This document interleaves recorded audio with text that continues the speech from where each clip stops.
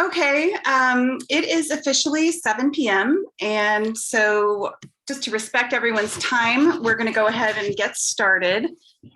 Welcome everyone to the March 2022 meeting of the Washington Township Parent Council Network. My name is Shelley Clark. I am the president for this school year. I currently have a senior and a sophomore at North Central High School. I just want to point out that as we move through this meeting, some of my fellow board members will be dropping links to our attendance log and various other sign-up forms in the chat. Please know that all Washington Township parents and caregivers are considered members of this group. And if you would like to become a voting member of the group and represent your school formally, we will also share that form too. So, I would like to first start by sharing our meeting agenda for this evening. We'll begin with a quick overview of the mission and description of our group. Then we'll turn to the information topic for this evening. We will focus on the proposed changes to school hours. This is always a critical topic for parents to know about. So once we learned that the vote was moved to a later date, we reached out to administration and they graciously offered to provide a panel to address the lingering concerns and questions we were hearing in our parent and caregiver groups. This portion of our meeting is going to be led by Dr. Nikki Woodson, our superintendent. And it's broken into 3 segments: research first, second, school board, and third, administration responses. We've got the names and roles of all of those who are participating, with the exception of the researcher. I'm sorry, I did not have your name at the time. So Kyla Wallstrom, is that right? She's joined us this evening, so we're really grateful that she could be with us tonight. And they're all here to address parent questions that have been previously submitted to us over the last 2 weeks. Some of the questions were quite detailed and required detailed answers, so we wanted to give the team some advance notice and advance time to work on them. We greatly appreciate having so many of them here with us. We know this makes for a long day for them, so we will aim to finish their part of the meeting by 8 p.m. And after that, we'll pivot to discuss some of the informal feedback that our board has gotten and we've sought out from other parents and other districts who've gone through school hours changes. And let me just get started by saying quickly, what is Washington Township Parent Council Network? We are an independent, nonpartisan group of parent and caregiver advocates of Washington Township students who represent a diverse community in Indianapolis. And we believe that high quality, fully and equitably funded public education under local democratic control is an investment in the future. Our mission is to represent and give district-wide voice to the educational interests of families and to strive to enhance the quality of public education in our township. 4 pillars support our mission. We inform and empower parents by giving them information that's pertinent and objective regarding our schools. We collaborate with parents and educators to maintain the quality and highlight the diversity of our schools. We influence the future of public education in our school district by getting parents involved in the public policy process. And lastly, and very importantly, we advocate for all Washington Township students by electing school board members that we as parents feel will move our district forward. Before we officially get going, just wanted to give you some ground rules and some basic information. Our meetings are recorded, and we ask that you mute yourself unless you're speaking. We will not call on you if we don't know who you are. We don't have a name. If it just says iPhone or Bob's or Dad's computer, we really like to know who we're talking to. We ask you to be as present as you can. Zoom is hard, especially with barking dogs and kids in the background, so we get it. We're tackling issues, not people.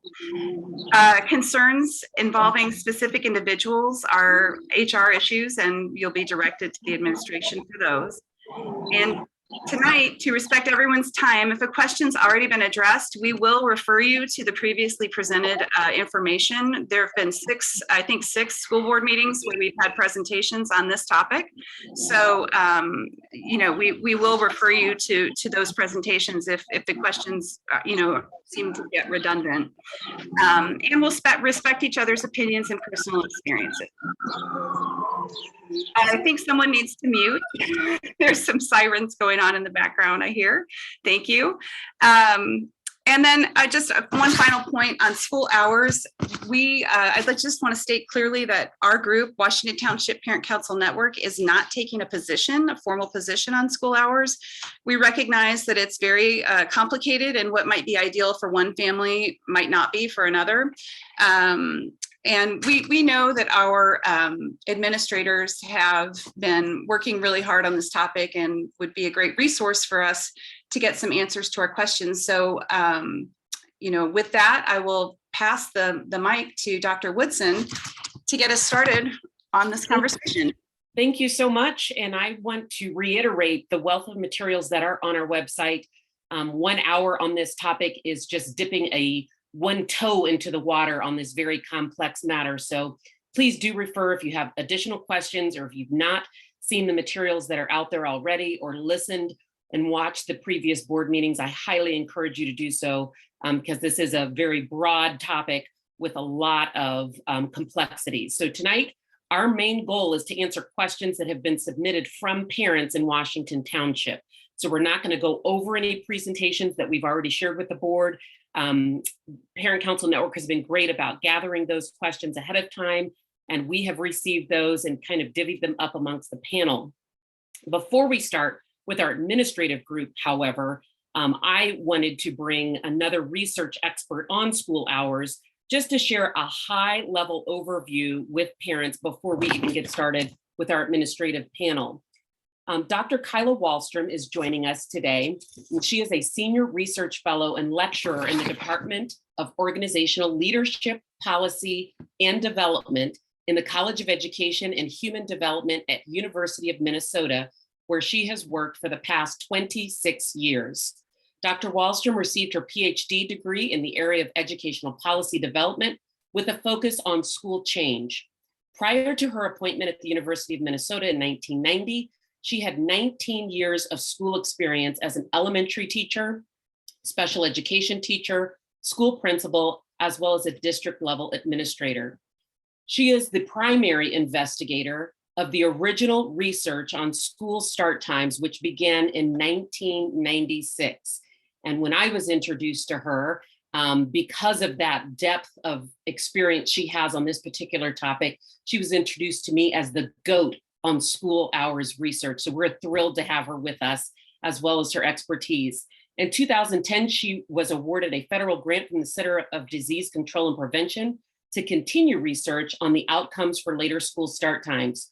Her 20-year study of the effect of later school start times on students has influenced school policies across the US and has been featured in publications and media ranging from Congressional Quarterly, Rolling Stone Magazine, Scientific America, Newsweek, NPR, All Things Considered, PBS Frontline. Dr. Wallstrom is also the recipient of a National Research Award for her groundbreaking study on the effects of later start times. Please join me with welcoming Dr. Wallstrom to Parent Council, and we're thrilled to have your expertise tonight. She's going to take about a 25-minute journey with us. I have prepped her with some questions, and I'm just going to go through the areas she's going to cover just so we don't have to make this clunky with me continuing to interject questions. Certainly, she's going to start with a high-level overview of what is the research body and what is it telling us on school hours. Specifically, we know parents want to know, we get the elementary on adolescence, that's pretty glaring and clear, but what does the research say about moving elementary to the earlier start time? She's also going to address, if this is so good for schools, why is it so difficult for districts to make this change? One parent asked a question that talked about, during the height of the pandemic, students' mental health became a concern because the negative impact of being out of school and out of social situations. And so this particular parent asked, we're struggling with isolation, depression, suicide ideology, risky behaviors. If we implement the school hours per the recommendation that the board is voting on, what would the positive impact be on these factors regarding social emotional well-being of our students? So she'll address that. And then she'll close up by any last minute ideas that she may have that she wants to share with us, parents in particular, because that's our audience tonight in this big topic of aligning school hours to research. So with that long introduction, I'm going to toss it to Dr. Wallstrom. Welcome. Thank you so much, Dr. Woodson. It's a real pleasure to be with you all tonight. When I was offered this opportunity, and I thought, yeah, this is a group of people that are interested in knowing more information as they need to make a good decision. And I've always believed that good data makes good decisions. For all of my time being a school administrator, that's how you make good decisions, is when you have good data. And I think we do have good data here to share with you tonight. And as Dr. Woodson mentioned, it sounds like you've had plenty of background bits of sharing of information about the findings for changes in school hours. And just to kind of bring you along the journey that I've had for the last 26 years, in 1996, I was director of a research center at the University of Minnesota, and I got contacted by the superintendent there at a school district who had said, well, we're changing our school hours to have the high school start later and the elementary students start earlier and so on.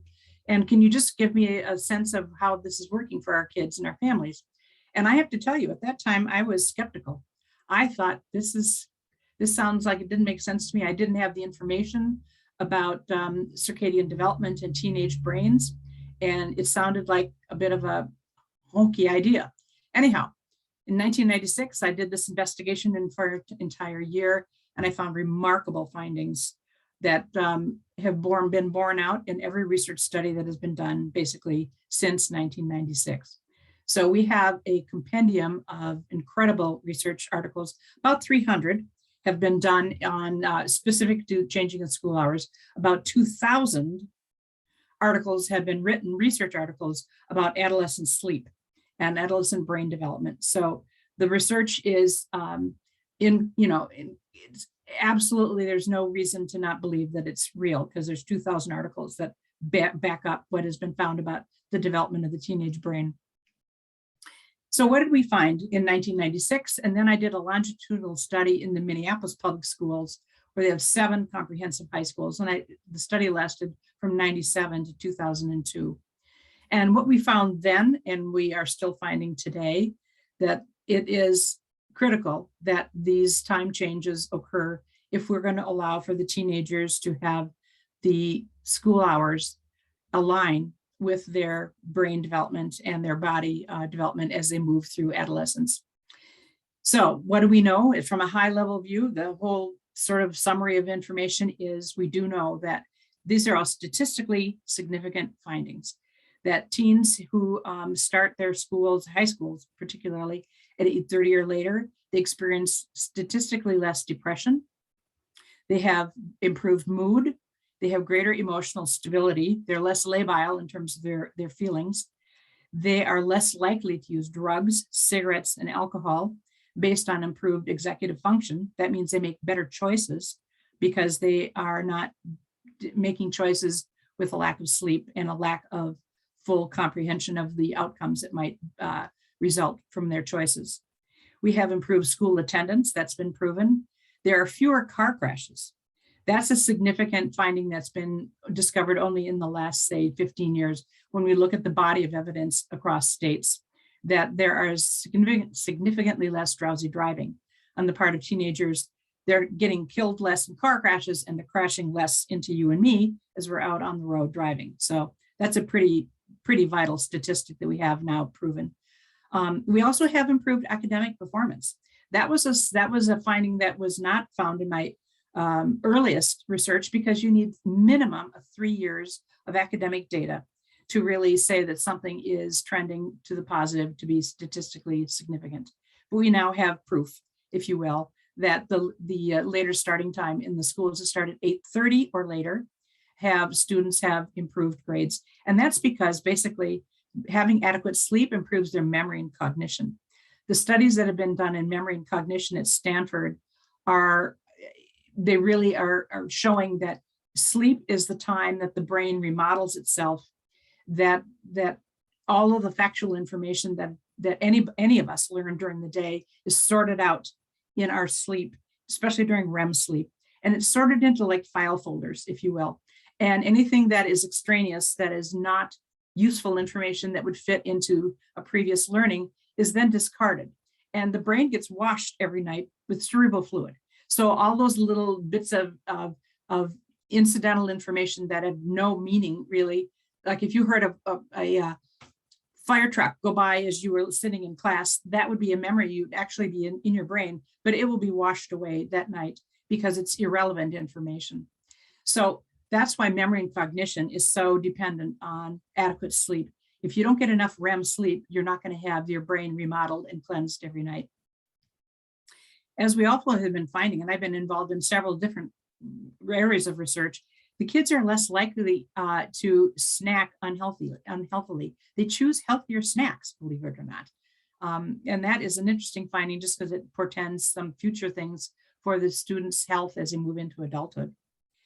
We also have fewer feelings of tiredness. That's pretty clear. There's more alertness throughout the school day. And the kids actually, and the coaches have said they have better performance on their sports activities, and it hasn't decreased extracurricular sports activity participation in any way. It's just been maintained. The kids just make the adjustments to their schedules. So, and there's less likelihood of having a sports injury. So here's all this information and what we know about sleep. And we know that actually adolescents, their amount of sleep time ranges between 8 and 10 hours per night. That would be 8 is the absolute minimum. And some teens will need and require up to 10 hours. The children that are in grades, in elementary grades, grades 3 through 5, their sleep range is 9 to 11 hours. And children in grades kindergarten to 3rd grade, their range of sleep is 10 to 12 hours. So you have these ranges, and it obviously the range decreases as the students become older and move into middle school and high school. So there was a question now about elementary research. Like I said, the research that is on adolescence is profound and it's incontrovertible. What we know about elementary start time is certainly less comprehensive for a couple of reasons. One is elementary children have a malleable sleep schedule. In other words, whereas teenagers, those that are in puberty, have a very fixed sleep schedule, they pretty much can't fall asleep between 10:45 until about 10:45 or 11 p.m. at night. And their sleep is also fixed such that they pretty much can't wake up before 8 in the morning. Their brains are in a sleep mode until 8 in the morning. So if their classes start at 8 or even earlier than 8, which is often the case, their brains want to be asleep. And that's why 20 to 30% of all students sleep in the first hour of class. Now, for elementary, what we know is because they have a malleable sleep schedule, when you change the starting time of high schools, that often necessitates the change to an earlier starting time for elementary kids. And the questions have always been, how does this impact these elementary learners? And I was an elementary principal, so I know, and teacher, I know how kids are early in the morning. Those of you who have raised your kids, you know that kids are often alert and awake at 6:37 in the morning.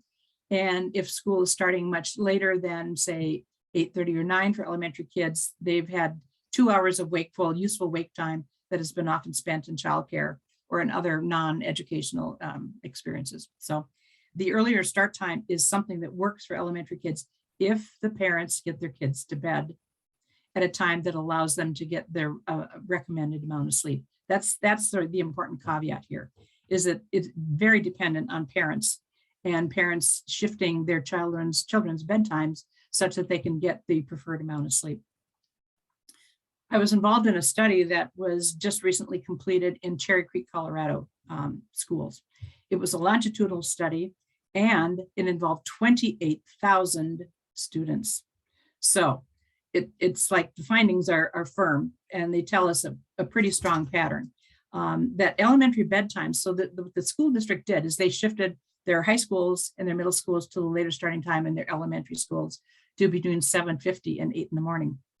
What did we find? We found that the elementary bedtime average went from 8:32 p.m. to 8:19. So there was a slight decrease of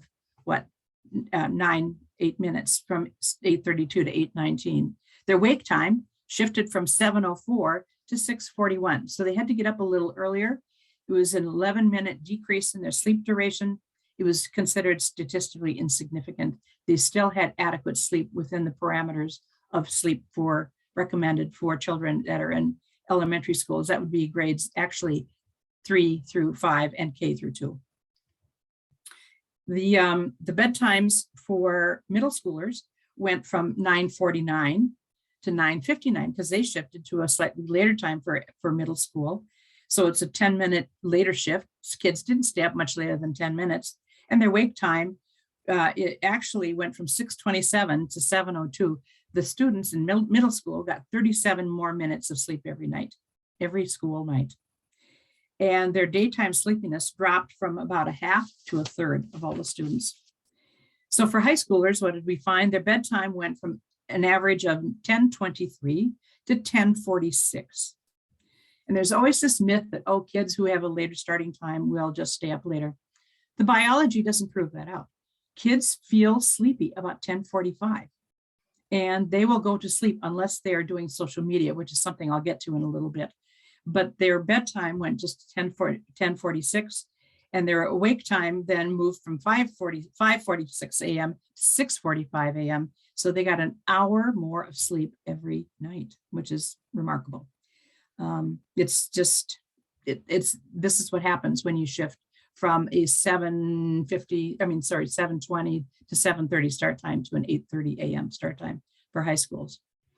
So we do have proof that the elementary kids did have to have the shift of sleep of their bedtime by probably a half hour or more, but they only lost 11 minutes on average per night, which still kept them within the range of normal for their sleep. The question then has been about why has change been so difficult? And the change has been difficult basically because of two things. One is humans don't like change. We're creatures of habit, and routine is comforting to us as humans, and it's psychologically reliable. So our psychology is such that we don't like change because it disrupts our rhythms, and our rhythms in our life are what keeps us sort of feeling like we're moving forward, even when times are stressful. The rhythms keep us feeling sane and in control.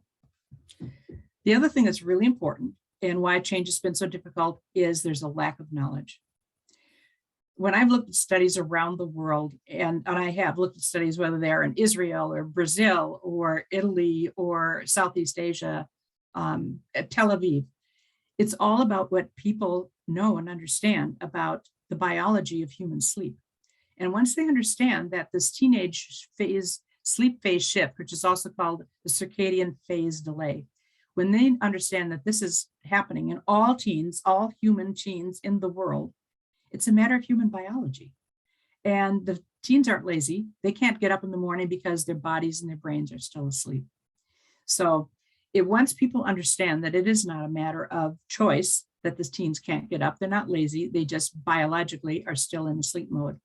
The understanding and the knowledge of policymakers really seems to shift, and the tide shifts to understanding sleep is something that we need to address with our full knowledge of what it can do and what lack of it does detrimentally to us as humans. Now, change is also hard because it means that we have to be changing some things such as our work schedules, childcare, and so on. I think people have thought that those would be impediments that couldn't be overcome. And when I did all the study in Minneapolis, I did focus groups with hundreds and hundreds of parents asking them what they found worked and didn't work for them. They said that they had to talk with their bosses about the school start time change because it was a community-wide change, especially those that had elementary age kids and they needed to think about childcare before and after school. But once the changes were made, pretty much after the whole year of the season had gone through for all of the different work adjustments, the schedule was a non-issue. And it just took about a year for everybody to be comfortable with the change. So just be aware that there's going to be some rough spots as people are making adjustments with work and childcare and so on, sports, extracurriculars, religious and volunteer activities, all those things. There could be some shifting of times, but it seemed to have been workable once people thought about what they could do and talk to people that would understand their needs. So finally, there were some questions about what do we get from feedback from parents. Interestingly, in the studies that I've done, especially the early ones in the 1990s and also the one that's most recently done in Colorado, 92% of the high school parents say their kids are easier to live with. I've had parents just testimonials saying, I have a different child at home. I have a child that is not cranky and picking fights with their siblings and slamming doors and running off to their rooms anymore. I've got a student that is at home is easy to live with. And that to me is sort of a pretty big statement about how it changes kids in their lives. From teachers' feedback, we know that kids, I said, are more alert in high school in their first hour classes. There's been fewer behavior referrals for kids in passing time in the cafeteria behavior and so on. Less food wrappers that the janitors have told me are in the hallways because the kids are snacking less, because snacking is often a sign of trying to keep themselves awake. And finally, there's the question about the COVID research. And the COVID research is relatively recent, but it's pretty compelling. And it basically told us that the teenagers during COVID felt incredible isolation by and large. They felt loneliness because they are social creatures and social beings. And as a result, they were feeling that they were deprived of all of those things that gave them energy. And so what we find is that we're having kids now back in school and having them be with the peers, the positives of getting adequate sleep, and the fact that less suicidality, ideation of suicide, all those things are significantly less when kids get enough sleep and their schools are starting later, is telling us that the COVID research is actually blends right into what we know about teenagers and what they need and how sleep affects them. Some of the schools had purely only distance learning. Some had a hybrid schedule that they would be in class some days and not others. Actually, the hybrid schedule was the most difficult for the kids because they got into no rhythm. There was no rhythm at all. And that was, and I have a dog that's barking now too. And so anyhow, we found that there was a lot of benefit by those kids getting back into school. I'm going to mute myself for a second and tell my dog to stop barking. Well, and I appreciate Dr. Wallstrom for coming and addressing the questions that came in specific to research. I have brought in researchers because I don't claim to be a researcher on this topic. And so the board had access to 2 different researchers as well. And I just think it's important to hear firsthand from people involved in the research versus me regurgitating it. But Dr. Wallstrom, any last thoughts for our parents in Washington Township before you disconnect? I guess the only thing I would like to add is when I've met with parents and many groups of parents over the years, the role of social media is a very strong influence on kids in their sleep. And I think we as parents and school leaders have to be very aware of how important educating parents about the dangers and the problems with social media are for kids. When I did my study in 1996, for instance, cell phones hadn't been invented. People didn't know about cell phones. And when I looked at the thousands of kids who told me about when on their survey, when they went to sleep, they did not stay up later. They weren't doing anything social media wise because it didn't exist. So that tells me that biologically students are still ready to go to sleep when their bodies tell them they're ready to go to sleep. Now, that said, parents often say, well, my kids use it for an alarm to wake up, and say, well, gee, you could always just go to Target or Walmart and get an alarm clock for $5, and the phone doesn't need to be in the student's bedroom. The other thing is, I think I would give teachers an admonition that they should not have turn-in times for homework that are past 10 p.m. Because all it does is suggest to the students that, oh, they can be up working late until 11 or midnight on their homework and use that as a reason for staying up later. And if teachers and school district had a policy that said there's no turn-in time for homework after 10 p.m., that would eliminate, I think, a lot of that late night studying stuff that kids put off and procrastinate, as they will. That's normal kid stuff. But I think that would be an important thing for your school people, your teachers, and so on to think about in terms of the turn-in time for homework. So the social media thing is really important. Who controls the cell phone bill? If parents are paying the bill, they should also have the ability and the authority to turn off the router at 10 p.m. if that's how they want to handle it. It's all about parenting. And these kids are still kids. Even if they're 16 and 17, they're growing into adults, but they're still children. And I think we can't lose sight of that. Well, thank you, Dr. Wallstrom. I know you are going to slip off, but we certainly appreciate your time and expertise this evening with our Parent Council Network. Thank you so much. I was thrilled to be here. Thank you too. Bye-bye.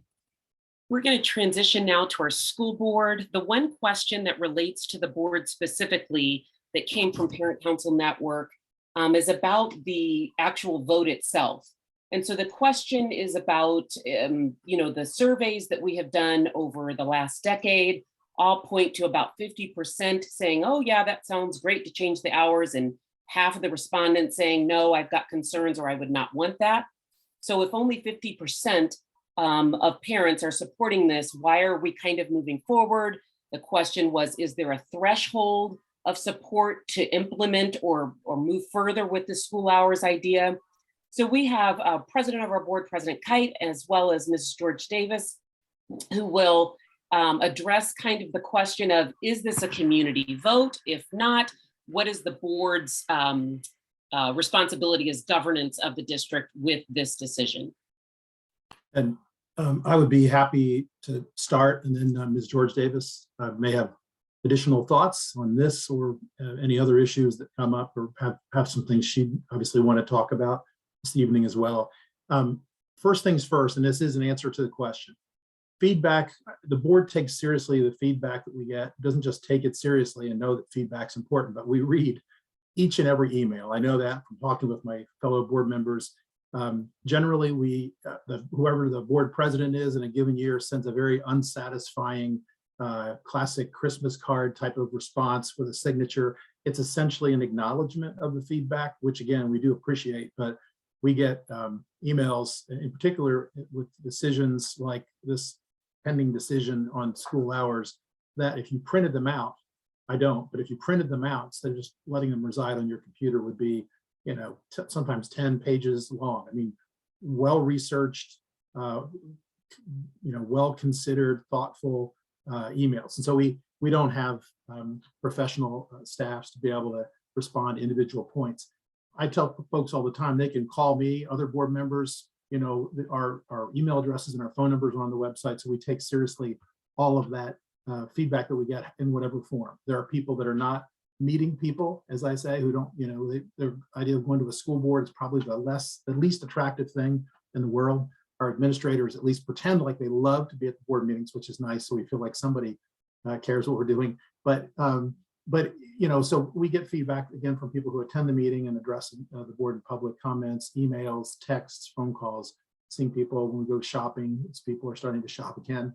So, and there's been plenty of feedback on this issue. It's been dwarfed by the amount of feedback that we had obviously during COVID, because that really captivated the community's concerns and attention. And we had, I think, one board meeting, which was online, where we had somewhere between 800 and 1,800 people, a phenomenal number of people joining. So that was, we had a lot of feedback about decisions the board made then.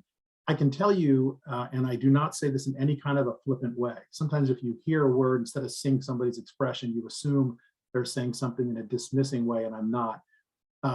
This was never going to be a community vote. It's not a community vote. And I don't say this again with any kind of insulting intent, but people, all of us, including myself, we elect school board members and kind of, it's not an insult, but lower level officials like school board members all the way up to Congress. And we essentially seed, while we give, feedback to all these folks and send them letters and such, we seed decision-making and the ability to make decisions, at least that's part of a collaborative body, to the people that are on those school boards or other types of boards, and as I say, Senate, the Indiana General Assembly, whatever your state legislature, city council. And so part of the feedback process is how we get an idea of what the community thinks. So this was never intended to be a vote. I've said that all along. It's going to be a vote by the school board. Each one of the 5 of us get a vote. We've not announced individually or collectively where we're going.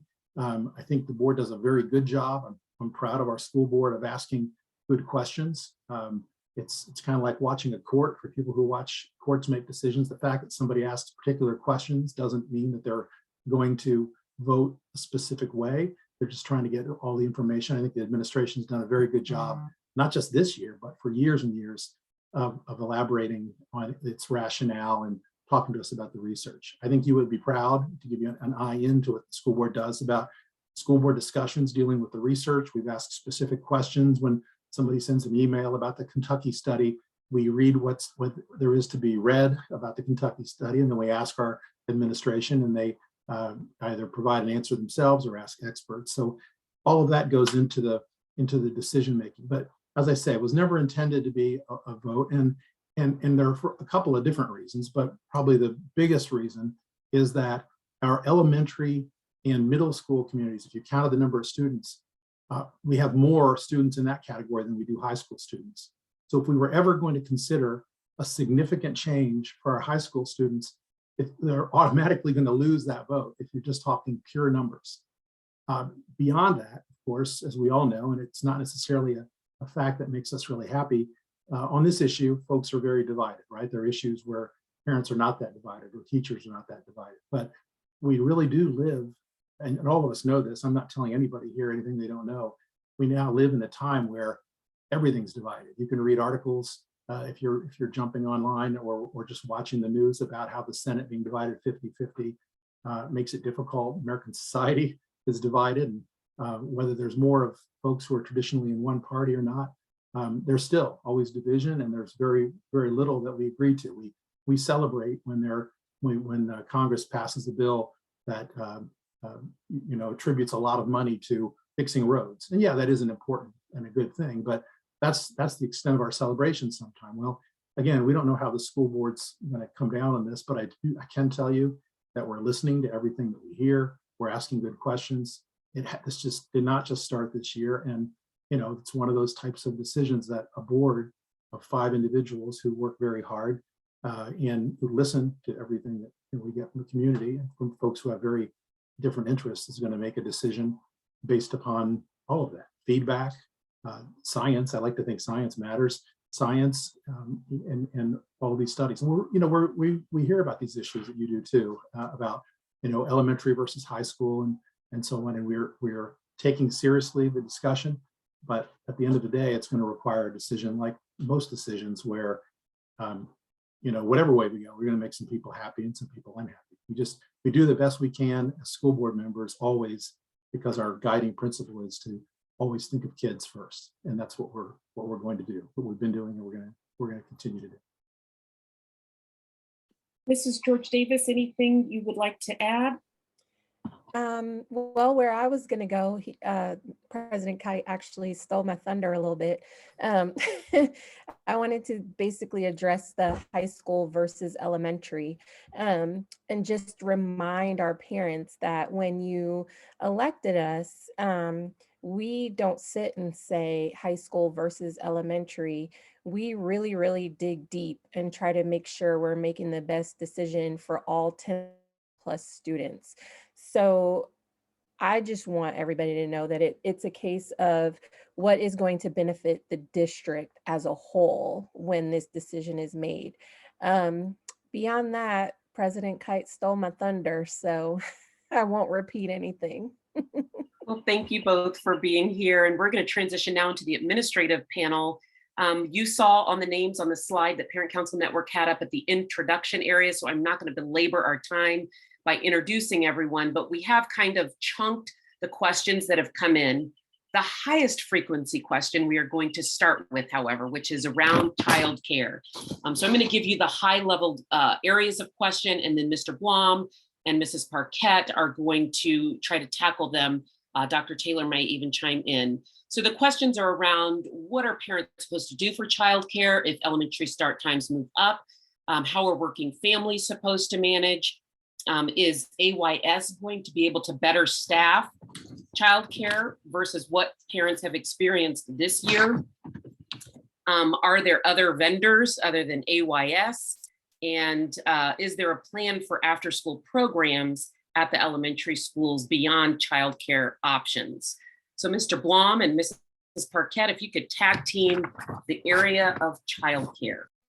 Sure. So this is definitely one of the biggest hot topics that we're trying to address. And as was shared at the last board meeting, AYS has committed to work extremely hard on their staffing to increase the staffing in each of our buildings to be able to expand programming. And all of the schools and school administrators have committed to being as creative as they need to be and we need to be to allow for additional spaces in the buildings to be utilized. Staffing challenges are real. So in terms of an absolute guarantee that there will be no wait list, we know that's not realistic, but we also know that we are a very important partner and a longtime partner with AYS. And they have said that that would put us closer to the front of the list, so to speak, in terms of when they're navigating where they are making shifts in staffing to provide as much support as possible. We do know that there are families right now who are dropping off their little ones sometimes shortly after 7 a.m. and picking them up closer to 6 p.m. And those hours for AYS will not be changing. What the students in those cases, what they would have differently is part of their afternoon that would generally be wrapping up their school day. Their school day would finish a little bit early and they would start into their afternoon activities.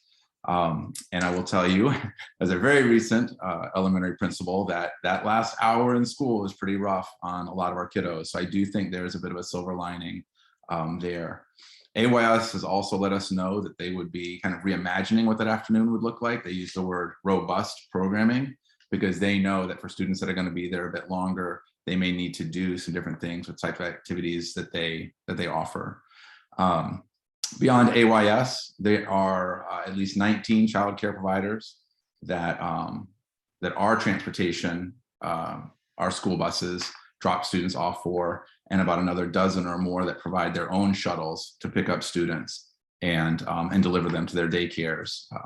So we're hopeful that one of our commitments has been just as much communication as possible with all of those childcare providers to help make sure that they're as ready as they can be for the possibilities of an increased need.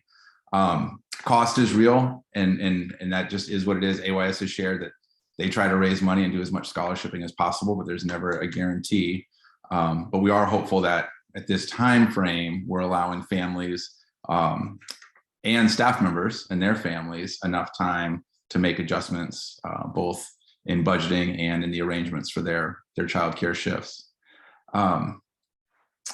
One of the things I wanted to mention, though, is we do think that there will be quite a few families that are currently utilizing before care AYS services that may not need to now if their elementary student is getting able to get on the bus or be dropped off at school prior to the normal start of the workday. So we're hopeful that that might be a plus that some of our families will be able to benefit from. And as far as the early dismissal time, I know when I started in 2004, we ended at 2:20. So, which is a little bit earlier than what we're discussing now, but I know, families had students going to the JCC or the Y. Also, we had after school programming. So teachers would stay back and do either tutoring or offer enrichment programs. So kids stayed a little bit longer. So then they would be at school maybe an extra hour doing those activities before going into AYS. So it's kind of like being at school till 3:30. So now that we're kind of coming out of this whole pandemic and getting back to some semblance of normal, I know elementary schools want to host more after school clubs and programming. So that might be one way to kind of offset that time difference between the 2:30 time and the 3:30 time.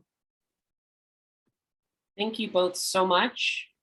Dr. Taylor, a question came in from Parent Council Network regarding feedback from other districts about their school hours. Have we talked to other school districts, and is there anything to report about their change of school hours, rationale, et cetera? Yeah, so we have talked to a few of our neighboring districts that have gone through these changes, but I want to first say that school districts change school hours for a plethora of reasons, some of which have nothing to do with school hours research. So I believe one of the original questions related to those school districts, or we're aware of school districts who changed years ago to a similar type model that we're proposing right now and have since changed back. And I will say with full transparency, no one that I've spoken to has said that they made the change years ago to better align with school hours research. And since making that change, are now going back to the way it was. So they're out of place or out of alignment with that research. I will say a few of the districts, a neighbor to our north and a neighbor to our west, who've recently made this change of elementary going first here, do plan to continue down that course.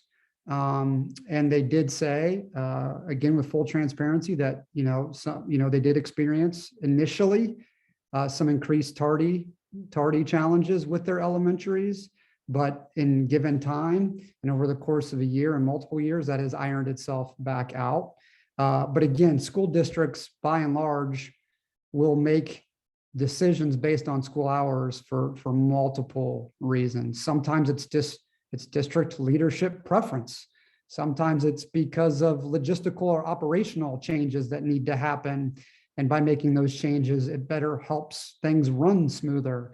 So yeah, that's how I would respond to those questions related to what other districts have done or are currently doing. Then another question from Parent Council Network came in about how does this recommendation tie into our diversity, equity, and inclusion goals as a district? Yeah, so I will, I want to lift back up the research, because part of our school hours task force duties was to re-engage and take a deeper look into the research. And one of the specific studies that I'll lift up this evening was by the Brookings Institute of economists. And they estimated that shifting middle and high school start times would increase academic achievement on average, with effects for disadvantaged students roughly twice as large as advantaged students at little or no cost to schools, which could be equivalent to an additional 2 months of schooling. So I will say, when we look at our district strategic plan, and we've set some strong goals towards improving educational outcomes for disadvantaged students or our students of color, what we look at going into that is providing better supports and services to those students. And so I would say it directly aligns with our emphasis outlined in our district strategic plan. Thank you. Moving to Mrs. Smith, a question came in from a parent asking if any staff with this change, would they lose pay? Would staff who have to adjust for these new hours, like child nutrition, would they have to work extra, or would anybody lose pay? So what are the implications for staff pay? Sure. Looking at our child nutrition budget in particular, we have approximately $2 million that we allocate and budget for salaries and benefits. So for instance, if this change would increase hours for, say, 50% of the child nutrition staff, that by 1 hour, say, that it would be approximately between $50,000 and $75,000 additional into the budget each year. And there are enough dollars within the existing child nutrition budget to withstand that, and also be able to budget in future budgets. And there are other opportunities that we have, grant opportunities for dollars if needed past that time. So we don't foresee anyone losing any kind of pay. They would be able to, some staff might be able to be offered extra hours, and our budget can withhold that. Thank you. Moving to the high school related questions, and there are several, so I'm going to do the same thing, go over all of them. and then Mr. Doss and Mr. Brannigan will share some responses to the parent questions. There were questions about why can't North Central add summer terms to the academic calendar? A question about, or a comment, I should say, favoring this switch for high school students. A question about protecting the extra hour if the board does pass this for student athletes. So the question revolves around what prevents coaches from moving their afternoon practice times to morning if this switch happens, which defeats the whole purpose of the research, of course.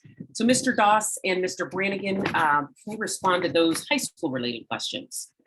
Thank you, Dr. Woodson. The first question, if I'm understanding it correctly, speaks to adding the summer school days to the calendar. Obviously, Dr. Taylor's in charge of the calendar, but I think that wouldn't be a difficult piece. If it helped parents plan better, we can include that and to make sure parents are able to know when those dates are. The high school includes that on their website all the time, but if we can do that, that'd be no problem.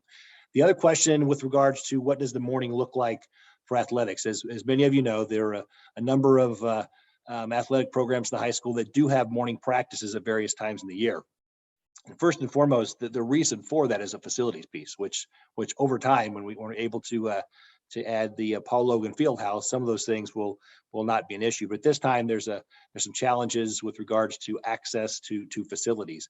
But at the same time, there's a faction of the community of the high school that maybe looked at this as, oh, this is an opportunity to get practices in before school. Our kids can go home earlier. That's great. But at the same time, clearly that doesn't align with what we're trying to accomplish here.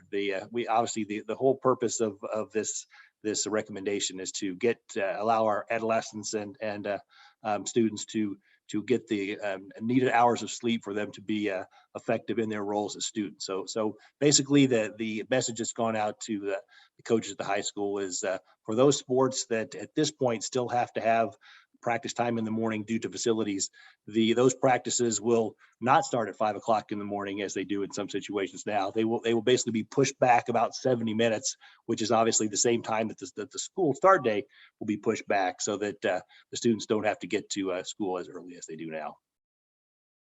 Mr. Brannigan, feel free to add anything that I may have missed. And Mr. Doss hit a lot of great points, and I'll say this from a parent perspective of a now senior who just finished his fourth year of wrestling at North Central. I look forward to not having those 5 a.m. wrestling practices where daddy was dropping him off at work. So I look forward to that.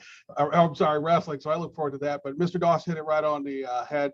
Facilities, although you may see a team who's in season and you go to their games and you celebrate with them.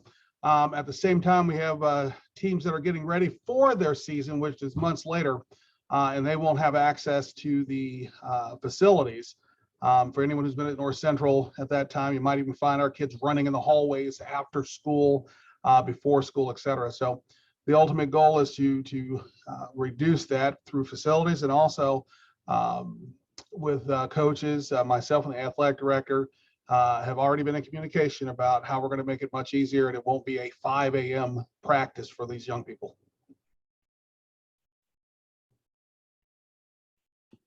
Well, it is remarkable that we got through all of the questions that were submitted before 8 p.m., but that is what happened. I am thrilled to toss it back to Parent Council Network. I just wanted to thank, before I do, our administrators and school board members for taking time out of their days to come and speak to parents tonight, and certainly want to thank all the parents for even taking time to engage and learn more about this really, really important topic. Yes, thank you so much to everyone for joining us this evening. As we all know that you're busy and it makes for a very long day for you. So we appreciate you taking the time out of your evenings to join us. And if people have further questions or need to reach out to administration, I think they are all available and willing to take questions through email, or I think that's probably the easiest. And their emails are on the district website. But if you reach out to Parent Council through our website or our Facebook page, we could certainly point you in the right direction, into the right person to help answer any additional questions that are lingering out there for you. So with that, I will let the the administrative team and all of the official Washington Township folks enjoy the rest of their evening.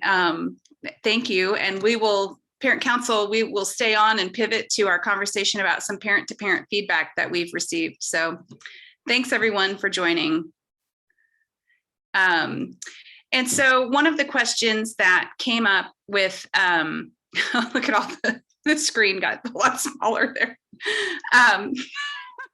And this is really kind of more of an informal dialogue that we thought we would throw out. Some of the questions that came in to our questionnaire form or submission form were involving, well, what is it? Can we hear from other parents who in other districts who've gone through this? We can't necessarily orchestrate a meeting with all of those people here tonight, but what we did, some of us reached out to people we knew. We've had many conversations with people in various districts, and so we can certainly share that feedback. I will say that it seems to mirror what we've already heard. It's split. There are pros and cons. And as Deirdre pointed out, what's good for one group or one cohort isn't really what they're looking at. They're looking at sort of the holistic big picture, macro view of sort of the district and what's best for the district, with all of those different cohorts and different moving parts underneath. So does anyone on the board or anyone want to share? Maybe, I don't know if Taryn wants to start. I know Scott went to a Pike school board. We listened into a school board meeting last night at Pike. Brian has had some interactions with people, and I reached out to some friends in Fort Wayne. So we can sort of throw out what feedback we got. And if parents still have more questions or want to talk more about it, we can certainly stick around for that. Anybody want to start? Yeah, I could start with some of the elementary parents that I had reached out to, kind of echoed that, it was a bit of a challenge to get their kids on a new schedule, going to bed a little earlier and but that they did find that it made their evenings better once that transition happened, because they had a little more time after school. They were, they didn't feel like they were like doing this quick rush from school to homework or after school activity to dinner to bed. They getting off a little bit earlier gave them that extra time for some of those things that maybe they didn't have as much. I think one parent also commented that it was less chaotic in her household. She had little kids and big kids, so having the big kids not even up as the little kids were up in the morning, it kind of gave her more one-on-one time with them, and they weren't she felt like it just went smoother. But on the flip side of that, she kind of missed having the older kids home if something came up work-wise or whatever, to be able to get the little ones off the bus or to be there, if she had to take one to an appointment or something like that. So definitely some trade-offs. But I think, as the researcher kind of touched on, most everybody said, like, once the change happened and they had those initial adjustments, then everybody kind of, it sort of worked out. And nobody that I spoke to had childcare as a concern. So I can't really speak to that specifically from that feedback. But that's what I had heard. Okay. And do you know what districts or what did you say? I know a couple of them were for Carmel and a couple were more like West Side. I can't remember specific, maybe Wayne, because I think that was one on our list that was an early one. Okay. So Scott, do you have any thoughts? Sure. I mean, so as some folks on the call know, I have one kid in Washington Township and one kid in Pike Township. It's a long and not very interesting story. But so last night Pike had a town hall extravaganza sort of thing in an auditorium. About 50 parents were there, maybe they weren't all parents, but 50 people. And it was about a lot of things, right? They're searching for a new superintendent. They're trying to figure out some referendum stuff. But towards the end, they brought up some parent questions and that were submitted ahead of time. And one of them was about potentially changing school hours and basically following the same kind of structure that is being proposed here, where basically the The high school moves back, middle school stays the same, and the elementary goes earlier. And there were at least 10 people in the audience that applauded. So there's definitely kind of a groundswell of enthusiasm about it. Certainly some folks in the crowd were, coming more from an elementary perspective. It just kind of, maybe they didn't see it coming, or they were just kind of shell shocked at the idea of little people going to school earlier. But it was what was interesting about it was that a couple of the board members spoke to the process, spoke to all the things we talked about this evening, right? They talked about all the research, they talked about all the different perspectives and how complicated it is and how complex, how difficult it is to change. The one thing that I would add is that it does sound, I think one of the reasons to be hesitant to change is because because there are so many different districts in Marion County and in the greater metro. If somebody has an issue with needing to change their work schedule or something like that, because our district is changing stuff, it might be a little bit harder to convey, I guess, if it's just our district. My point is, what they made clear was that because other schools are changing, including probably and potentially ours, that would be a reason for them to change, right? If for no other reason than because of extracurricular stuff, right? Because if sports need to start at a certain time because other schools get out earlier or later, you'll see a cascading effect. So I think that Washington Township changing its school hours you might see a cascading effect where other school systems around us do the same thing. So that was interesting to hear. Thank you. That's good. Good information. Brian, any thoughts?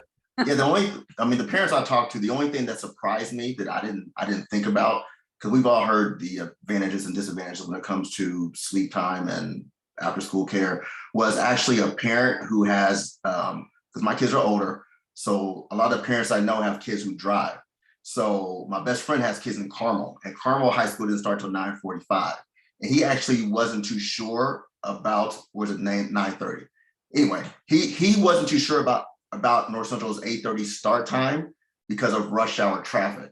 He said what happens is, he said, you think that kids are going to sleep later, but because there's more traffic, they got to leave earlier. So they may not gain an hour of sleep. They may gain 20 minutes of sleep, and that might make a difference. He said that it's not a problem in Carmel because they start so late. So then I called a friend in Lawrence. I think Lawrence starts at 8:50. And he said the exact same thing. He said that 8:50 was a perfect time because his daughter misses rush hour traffic. He said if it started earlier, she would probably not get as much sleep because it's just traffic. So he said a lot of times when transportation talks and they talk about the benefit of starting later because the kids are driving when it's sunlight out, which is a good thing, and they're driving because they're more well rested, they're not considering that now they're driving with more cars on the road and traffic jams and stuff like that. So that's the one thing that I heard that I didn't think about. Yeah, I had not processed that either. That's an interesting. So long story short, they don't like the 8:30. I mean, they don't care if they don't have kids in Washington Township, but they don't like the 8:30 start time. They prefer to be either like 7:45 or like 8:45 to miss that hour of traffic, depending on where kids are coming from, especially for out of district kids. I remember 2 or 3 years ago when this was first being discussed, that was a big part of the presentation I saw at first, was that the district had like the simulations that show the bus routes during different parts of the day. And because the high school routes are so much longer, because there's only one high school, it just gets caught, the buses get stuck in more traffic. And so it just takes longer. Right. Does anyone else want to chime in? Anybody who's even not on our board, anybody on the call have any other feedback from other districts or thoughts? I spoke to people in Fort Wayne, 3 parents actually, and one is not a current parent. Her child just graduated, but one of the things that was different in Fort Wayne is they start very late, like Carmel, like after 9 o'clock. And that impacts their ability to work with companies that want to do internships with kids. They were concerned if those companies close at 5 to 6, then there's a limited time for them after school to do any sort of workforce, further education, internship type stuff. I thought that was an interesting point. And then someone else said staffing is a common issue everywhere. As much as we want our public schools to provide the most opportunity for all students and all families, it's hard to offer every wraparound service, and it's equally hard to please everyone. That was well put. And then, and she also said that they do, we have AYS here, but they have every elementary school there, I think must have a contract with the Y. So it's staffed by Y employees at the school. So I don't know if that's another option that could be added on to our AYS deal. But anyway, there may be other things other solutions that we just aren't currently aware of. So. My name is Carrie Hale, and I actually live in the Carmel School District. Oh, yeah. So I'm actually super familiar with the bus routine because I walk my dog when they're out. The other thing that they have for their after-school program is their contract is with their parks department for Carmel. And so they're able to use that kind of like our Y. So I don't know if that's something to consider, but they also offer summer programs, and they let the kids that do the after school program in the program first for the summer breaks. Yeah, I think that's a good point. And I think too, what we might wind up seeing, right, is more efficient use of our partnerships, our community partners, that we have, whether it's churches or there may be other things that they create to help, solve this potential problem. I don't know if it's a problem. We'll see if the labor market and staffing issues get resolved. But I think that's something that we'll probably wind up seeing. I think something else to remember is just like, formal paid programs are one option. And absolutely not. I mean, I didn't have, grandparents or anything like that around to help me, but I know a lot of people who do things like, hey, they work out with a neighbor, that their kid gets off the bus with that neighbor, and maybe they, pay them $50 a week or something like that. A lot of people have grandma or cousin or neighbors. And so I also think that's important, is that, there are options out there that aren't necessarily paid formal programs. And, not everybody has those. It's a privilege to have those. But a lot of people do, and I think there are a lot of other options people can explore, and we shouldn't necessarily be stuck in the mindset of, if there's not a slot in a formal paid program, there's just no option, And then also I would point out just, I think it was like the year before my daughter started, so it's going on 10 years now, but the elementary day was shorter and the hours were 8:30 to 2:30. So it was in the not too distant past that elementary parents were dealing with school getting out at 2:30. So and some other things to think about. Yeah, that's a good point. And I think it's interesting because I remember my kids were really little at the time, and they switched it and they added an hour to the school day. And it was, your kids in school longer, so it's less time to worry about it. But I kept thinking, wow, I think my kid might melt down or have trouble at that last hour. And clearly that's what the elementary folks were saying tonight. So I thought that was noteworthy.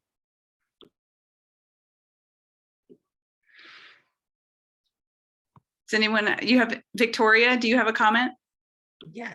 So one of the things I had heard from one of our staff, which have been very quiet on this issue, right, for obvious reasons, is, and I don't understand all of it, but if there's already question about staffing or what would happen with the changes, especially for the elementary teachers. If they're under contracted hours, will it be difficult for them to drop off their kids in a daycare that's before what would become their new contracted hours, right? Like, so for example, if 7 a.m. is the earliest, and I have a first grader. So if 7 a.m. is the earliest that, let's say, the school that my 3-year-old goes to comes in or whatever, but I have to be there before 7 o'clock, what is that going to do to some of our teachers? And I just can't find any information on that. I haven't heard any questions around that. I personally have no answer for that. Yeah. I see a teacher on here, but I don't know if she's willing to chime in on this or if she's available. She might be wrangling her kids right now.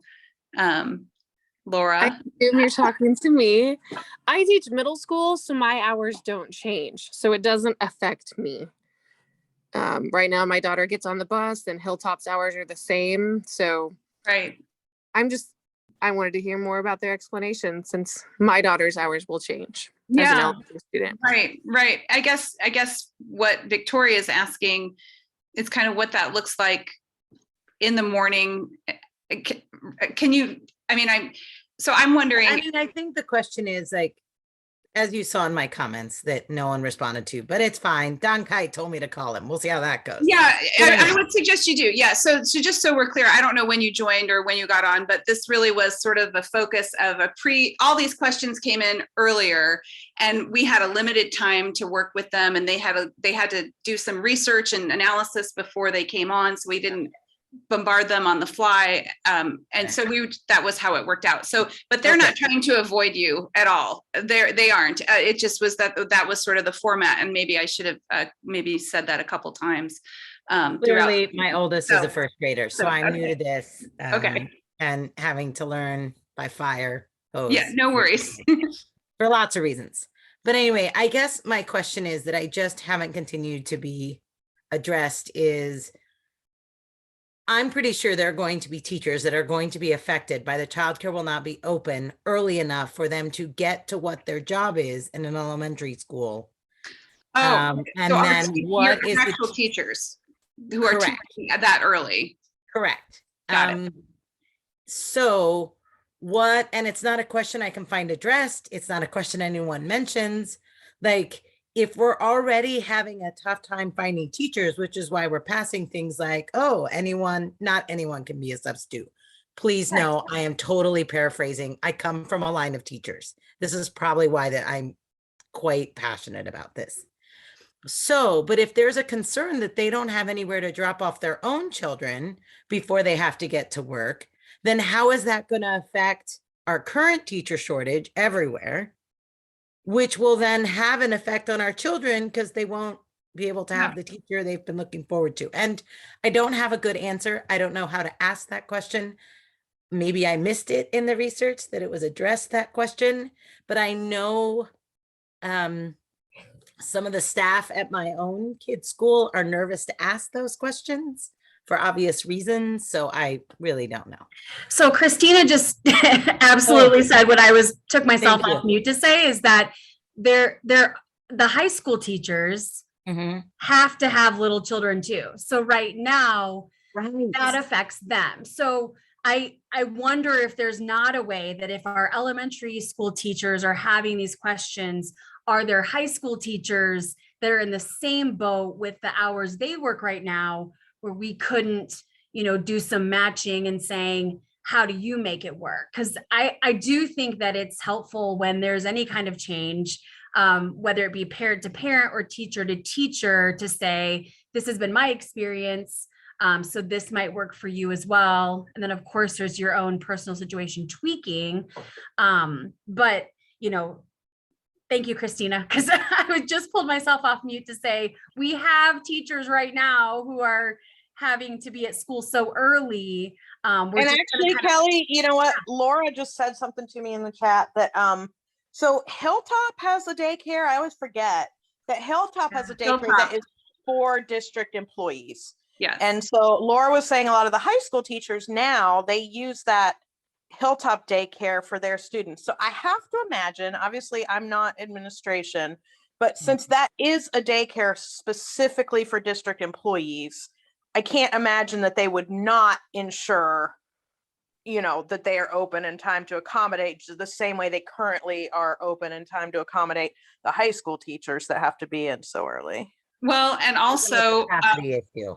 well, they're expanding with the referendum, right? So we just saw them announce last fall, I want to say, I can't remember exactly when, but they were basically revealing at the school board meeting, they showed mock-ups and talked about what that would look like. And it was going to be nicer and bigger, I think. So hopefully that, I mean, it wouldn't help next year because I don't think it's going to be done next year, but in the coming next couple of years, it probably will be. So Helpful. Thank you. yeah. Does anybody have any other thoughts, concerns? Can I just also add that as, and I know there are a few parents in this same situation, but as someone who now has 2 high schoolers, so I've gone through all the different switches at the different levels. There's always going to have to be a little bit of adjustment when kids who don't stay in one level forever, unfortunately, they move on. There's always going to have to be a little bit of switching and a little bit of adjusting when they reach that next level. You know, personally for us, like I think the hardest change was elementary to middle school, because now I'm like, you don't have to go to school until 9:20. What am I going to do with you?